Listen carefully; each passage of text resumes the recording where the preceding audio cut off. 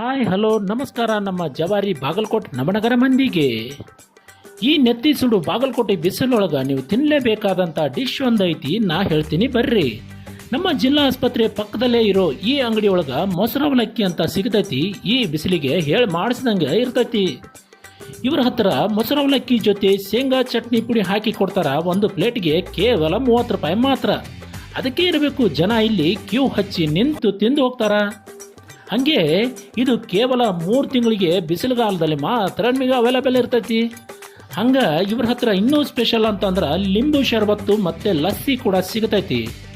ಇದು ಸೂಪರ್ ಆಗಿ ಇರ್ತೈತಿ.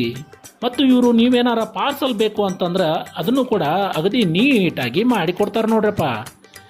ಒಮ್ಮೆ ಬಂದು ನೀವು ತಿಂದು ಟೇಸ್ಟ್ ನೋಡ್ತಿರಲ್ಲ, ಹಂಗೆ ತಿಂದವರು ಟೇಸ್ಟ್ ಹೆಂಗೈತೆ ಅಂತೇಳಿ ಕಮೆಂಟ್ ಮಾಡೋದು ಮರಿಬೇಡ್ರಿ. ಮತ್ತು ನಮಸ್ಕಾರ.